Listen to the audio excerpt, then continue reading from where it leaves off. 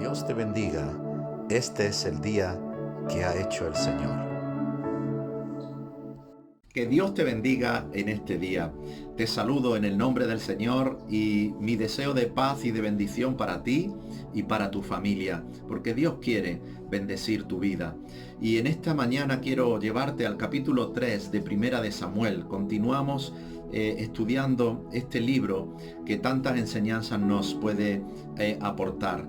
Dice que el joven Samuel, recuerda que él era ese hijo prometido por Dios a Ana. Dice que el joven Samuel ministraba al Señor en presencia del sacerdote Elí. Y dice que la palabra del Señor escaseaba en aquellos días y no había visión con frecuencia. Punto importante.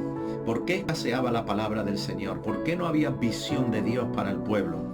Bueno, hemos leído en capítulos anteriores, puedes leer en el capítulo anterior, cómo el profeta Elí y sus hijos, especialmente sus hijos Ofni y Fines, vivían una vida totalmente degenerada, siendo que ellos eran sacerdotes, que eran los responsables de estar en esa santidad, de traer esa intermediación con Dios y el pueblo.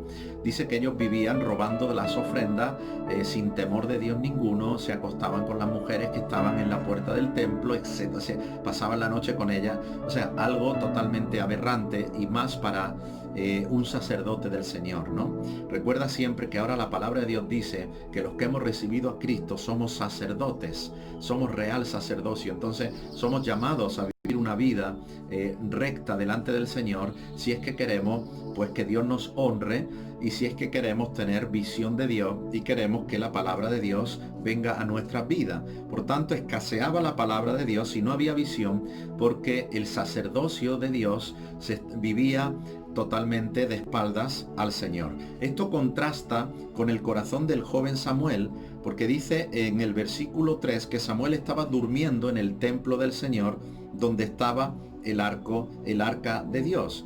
En el versículo 2 dice que Elí estaba acostado en su aposento. Elí estaba dormido en su habitación, pero el joven Samuel dormía en el templo del Señor, junto al arca de Dios. Esta es una enseñanza poderosa y maravillosa.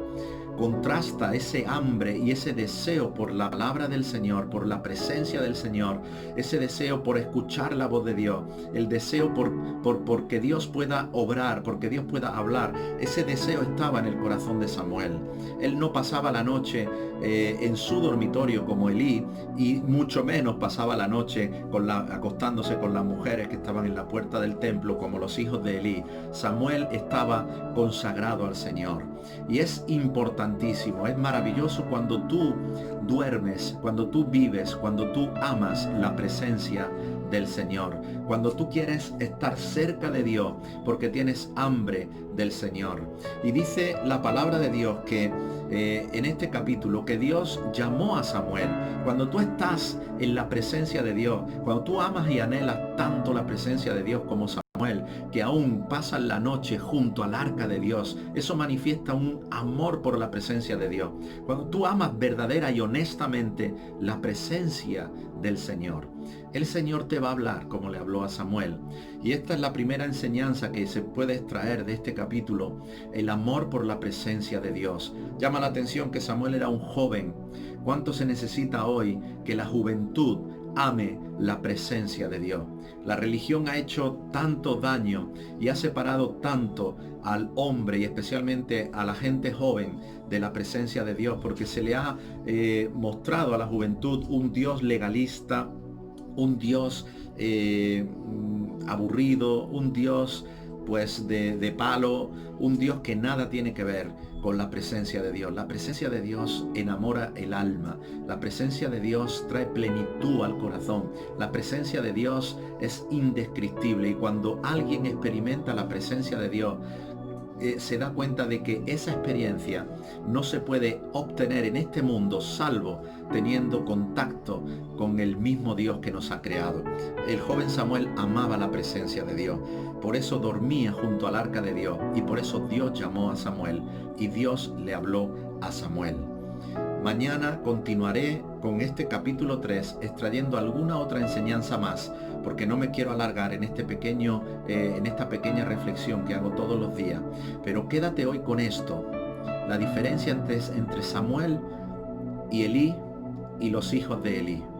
Mientras que los hijos de Elí estaban perdiendo su vida, viviendo mundanamente, mientras que Elí estaba simplemente durmiendo en su aposento, solamente ya llevando una vida pues rutinaria para sí mismo, el joven Samuel estaba durmiendo en el templo del Señor, estaba durmiendo junto al arca del Señor. Todavía hay esperanza. Si tú amas la presencia de Dios, si tú honras la presencia de Dios, si tú anhelas la presencia de Dios, así como Dios llamó a Samuel y lo despertó en la noche y le dijo: Samuel, Samuel, así Dios va a despertarte en medio de tu noche y te va a llamar el Señor, te va a hablar el Señor. Él va a traer un mensaje directo a tu corazón.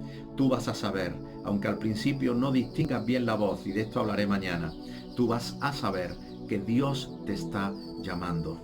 Por eso dejo en tu corazón este pensamiento: ama la presencia de Dios, desea la presencia de Dios. Yo le pido al Señor, tú que estás viendo ahora este vídeo, tú que me estás escuchando ahora, yo le pido al Señor que Él despierte en tu corazón ese deseo y hambre que había en el profeta Samuel por la presencia de Dios. Solo si ese hambre se despierta, vas a poder anhelar su presencia.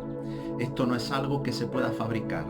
La religiosidad no puede fabricar el deseo por la presencia de Dios, pero el Espíritu Santo sí puede poner en tu corazón deseo por la presencia de Dios. Y yo le pido al Señor en este momento que Él ponga hambre en tu corazón, que Él derrame sobre tu vida un salero espiritual que traiga sed por la presencia del Señor. Que el Señor te bendiga y te guarde, que el Señor resplandezca sobre tu rostro, que la gloria de Dios se derrame sobre tu corazón, que Dios te bendiga donde quiera que tú vayas y prospere toda obra de tus manos, prospere todo aquello que tú emprendas, que el Señor te guarde de toda enfermedad y aún sane tu vida y tu cuerpo, porque Dios tiene poder para sanar el cuerpo, sanar el alma y sanar tu espíritu. Que Dios sane tu vida de toda enfermedad, que Dios te guarde en estos momentos de toda plaga, de todo contagio, de todo virus, de todo aquello que traiga destrucción a tu corazón, a tu cuerpo o a tu alma. Que Dios te bendiga en el nombre poderoso de Jesús. Amén y amén.